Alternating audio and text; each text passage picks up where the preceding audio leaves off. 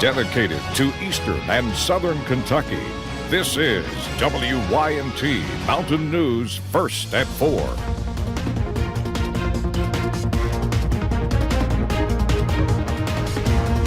Good afternoon, I'm Steve Hensley. First at 4, a developing story we've been following since last night. Kentucky State Police are about to begin a news conference where we expect officials to announce new details in the Savannah Spurlock case. Now, this is a live picture inside the Madison County Joint Information Center where it looks like the announcement should be starting in just a few minutes. This announcement comes after authorities found human remains in Garrett County and arrested a man in connection to the search for Spurlock late last night and early this morning. Now, the man arrested has not been charged with murder, and the victim, the person who was found, the remains found, they have not been positively identified. Spurlock, of course, disappeared more than 6 months ago, and again, we expect new information to be released at this news conference. We will go to that when it happens, and can we go back to that live picture? I understand it is about to get underway. You can see several officers there lining up. Let's listen in now to this news conference. Good afternoon. I'm Robert Purdy with the Kentucky State Police, currently serving as a public affairs officer with the Kentucky State Police Richmond Post. With me today are representatives from the KSP Post 7 and the Richmond Police Department. Thank you to everybody who is here in attendance today. We are also streaming this news conference live on the Kentucky State Police Facebook page. The purpose of this news conference is to provide an update on the Garrett County death investigation and how it relates to Richmond PD's missing person investigation. As a member of this community, I'm well aware of the results, of this investigation are incredibly heartbreaking. Our hearts go out to the family and friends of Savannah Spurlock. Over the past 6 months, the family, community, and law enforcement have been in search of answers. These are the facts of the investigation that we can confirm today.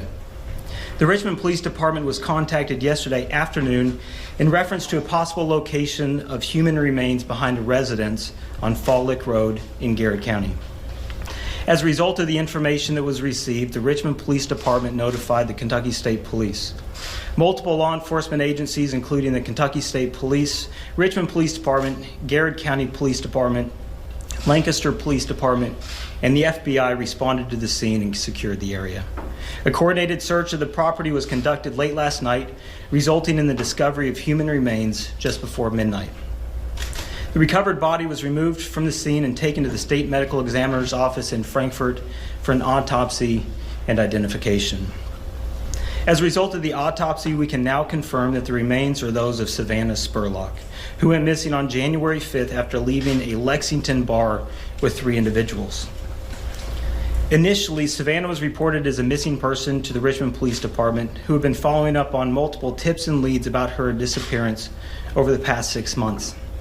Multiple searches by Richmond Police Department, KSP, local police agencies, and volunteers have occurred throughout Garrett County and Central Kentucky.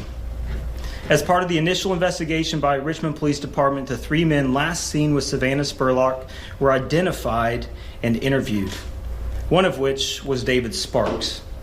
The investigation indicates that Savannah Spurlock was seen at the residence of David Sparks during the morning hours of January the 5th.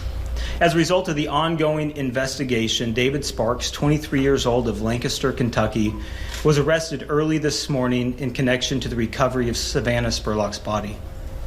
He was lodged at the Madison County Detention Center charged with tampering with physical evidence and abuse of a corpse, and has since been taken to the Lincoln County Regional Detention Center. Over the coming days, detectives will continue their investigation into what led to the death and disappearance of Savannah Spurlock. At this time, additional information may be released. At this time, I'd be happy to open the floor up for a few questions. Do you have a cause of death yet? As a result of the autopsy, we are still waiting on the cause of death. That'll come back from the medical examiner's office whenever they complete their discovery. Is it the same address that was initially search about 6 months ago? About 4 months ago, I believe in February, law enforcement responded to the location on Fall Lick Road in Garrett County, at which time a search was done.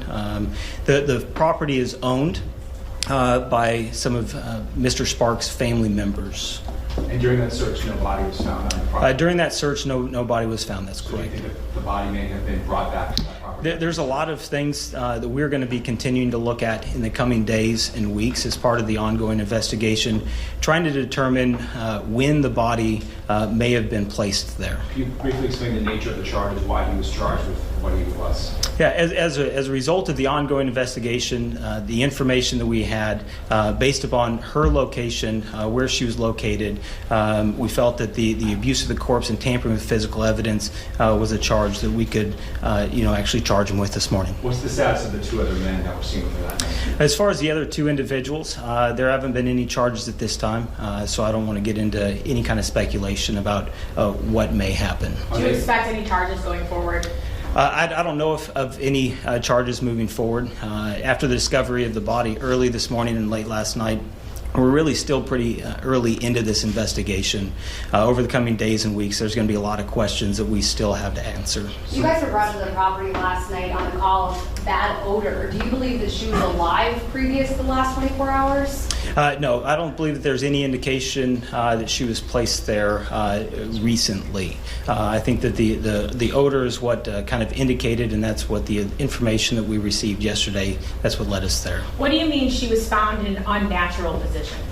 What do you mean? The body was found in an unnatural position. What does that mean? I haven't seen the unnatural position. I think that the location and manner of how the body was recovered gives us a lot of suspicion about what may have happened. Can you talk about the other items that were discovered?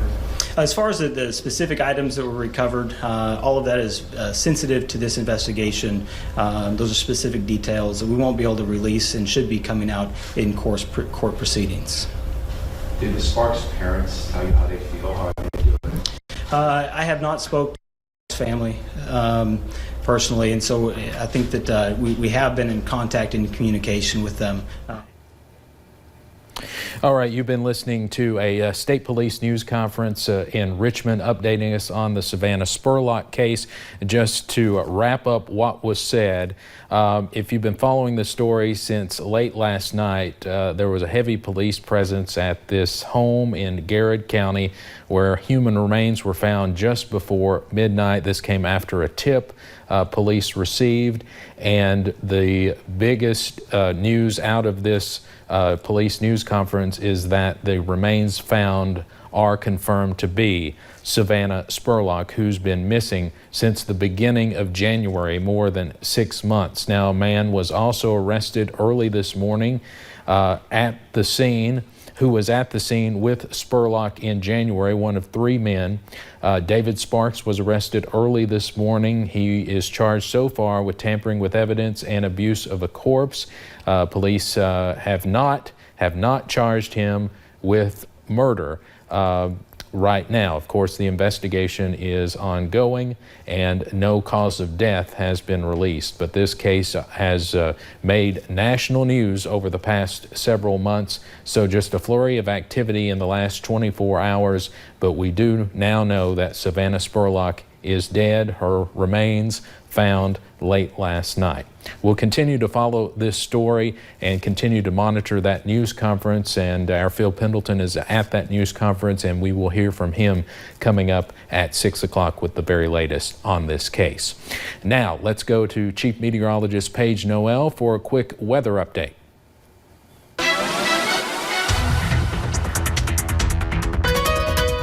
Well, it's been a stormy afternoon for some. We actually just got a severe thunderstorm warning. Let's go ahead and take you guys to that. It includes Breathitt County, Magoffin County. It also includes Wolfe County. This goes until 4:30. This line of showers and storms is definitely strong. Is definitely producing some gusty winds. Could produce some hail as well. So we're going to keep an eye on that. We're also keeping an eye on our friends up into Rowan County, because you'll see that flash flood warning for them. They just saw that line move through their area. It's the northern part of Rowan County. That goes until 6:45, and then you see another round moving into that area. So definitely have have to keep an eye on that for that flash flooding possibility as we head into the next few hours. But you see that line moving through parts of Estill County, Lee County, into Wolf, and even into now Breathitt and a little bit into Magoffin County. So we're going to keep an eye on that line of showers and storms as we head into the next few hours.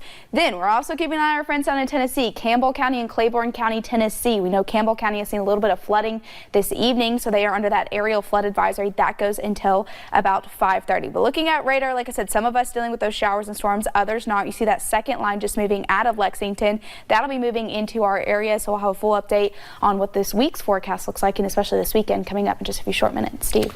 All right, turning into an active afternoon, Paige. Thank you very much. One woman is dead after a single vehicle crash in Perry County today. It happened around noon on Old Highway 80 in the curve near Caldwell Video.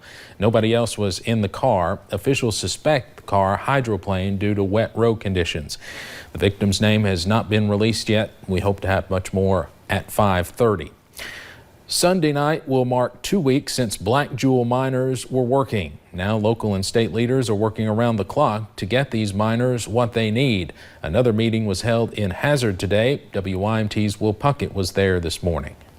A tough almost 2 weeks, that's putting it lightly, for workers of Black Jewel Energy and Sykes here in Perry County, as they have both been forced to go to the unemployment line.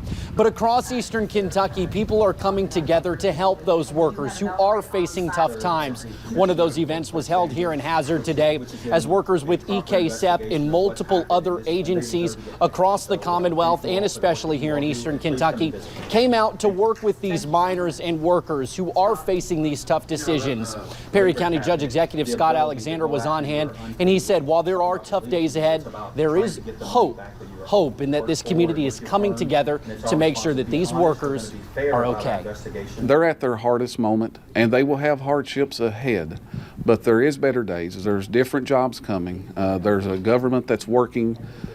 We talk about jobs, and that has to be our forefront. That has to be our focus as we go forward, is how do we create a diversified economy in East Kentucky, and that day is coming.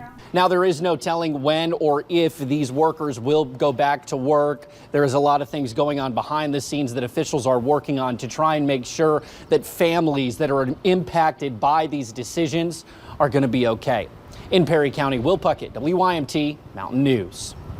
And officials say they're working around the clock to help these workers. Anyone with questions can call their local judge executive's office and they can send them in the right direction.